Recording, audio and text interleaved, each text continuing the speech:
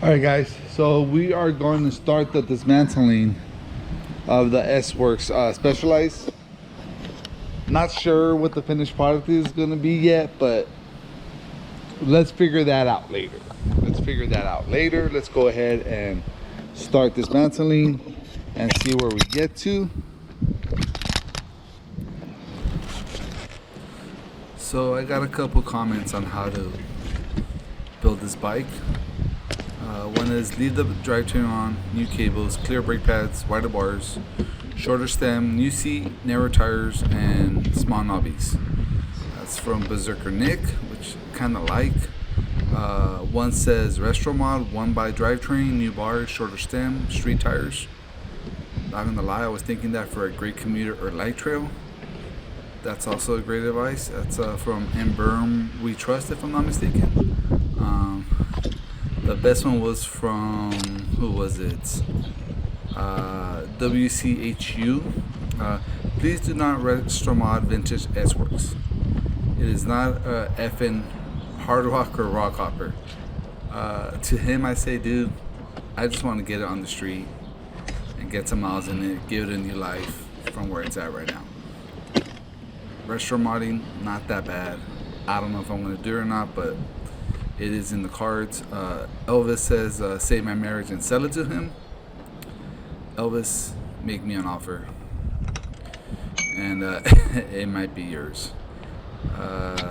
Another guy said, I'd re-grease it and put some street tires on it. Let's see. That's pretty much all the ideas I got from the last video. All great ideas. And, you know, I don't know which way I'm going with this, but I do want to get it back on the road as cost efficient as possible for me. And for now, I have a crazy idea in mind. Don't know if I'm going to go through with it or not. I always hate this part. I never know if it's going to come out clean. Come on.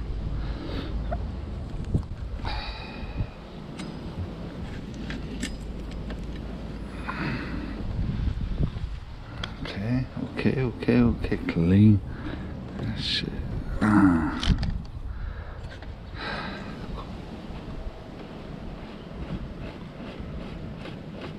Putting off vintage cranks is always nerve-wracking because you never know if you're going to strip the shreds. I took it very slow and was very cautious to make sure that the crank arms came off, and I didn't strip anything. I was very lucky with this particular crank set that I was able to take them off.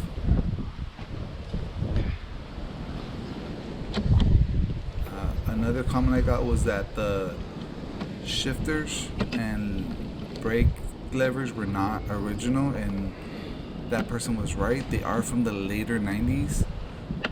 Looks like someone like this bike was used, guys. Like, someone put a lot of love in this bike and took it to the trails. This was not a showpiece. This bike was ridden, and it was ridden a lot. They probably rode the XTRs for a few years and then went back in the late 90s, early 2000s and did new brakes, new shifters, and added the shocks in the front. I would have loved the original rigid forks, but that was not in the cards. You see another angle of those forks. They actually have a lot of spring in them, which is actually pretty cool. I might rebuild them. I might go rigid. I don't know yet. Once again, I don't know. I'm gonna see what happens when I start building it and see what the bike tells me it wants to do.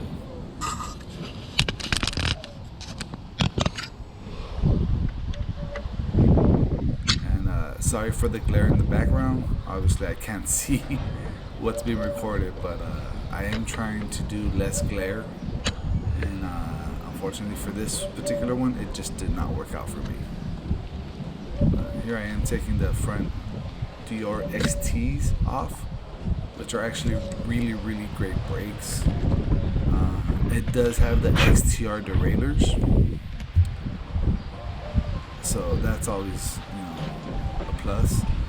I did look into getting XTR shifters and levers, but they're running a little bit north of like 120, and I just can't swing that, guys, to be honest with you. I just can't at the moment. Maybe if I sell a couple of my other bikes, I might. If you want to use bikes, hit me up on Instagram.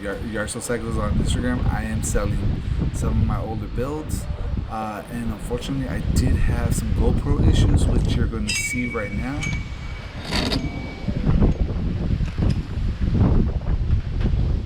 For some reason my GoPro decided to go sideways on me, and I'm not sure why, and I didn't figure it out until I was editing, and of course the bike was already in pieces, so a little bit different on the second half of this video. The bottom bracket came on smooth, and this is where I had an issue. My biggest issue was the stem did not want to come out at all. I had tried WD-40, I had tried several methods. You can see me hitting here with the mallets. I hit a mallet because I wanted to save them just in case I wanted to reuse them, because you never know, I'm stingy. You know, I don't want to waste any money if I don't have to. So I did try to save the stem, guys. Like, trust me, I tried for probably maybe 45 minutes to an hour to save the stem. Unfortunately, I could not save it. So you will see in a while right now, I bring out, you know, when something's stuck, you just get a bigger hammer.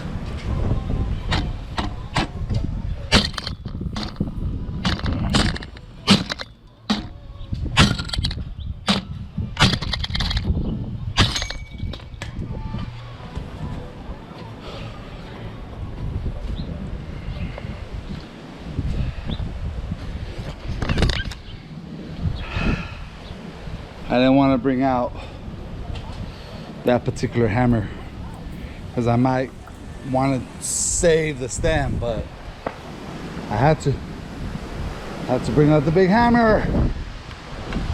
Damn it, now I can't use that stem even if I wanted to.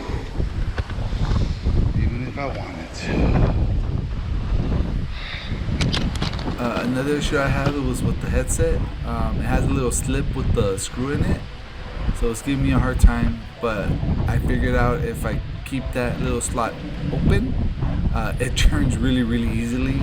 I did not need the wrench, I just need that screwdriver to help me turn it, which you guys just saw me do.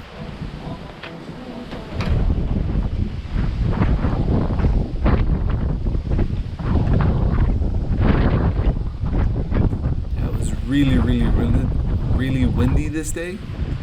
So it was just crazy. It was like crazy wind.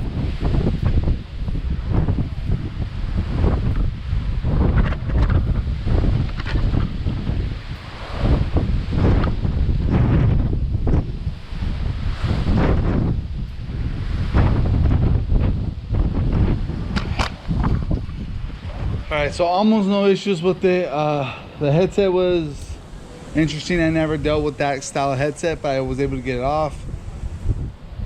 The stem, I didn't want to thrash the stem. I couldn't get it off, so I had to bring out the big hammer and just wail at it. So now that's off, and there it is, guys. There's the frame. Specialized Works. Cleanup is next, guys. Cleanup is next.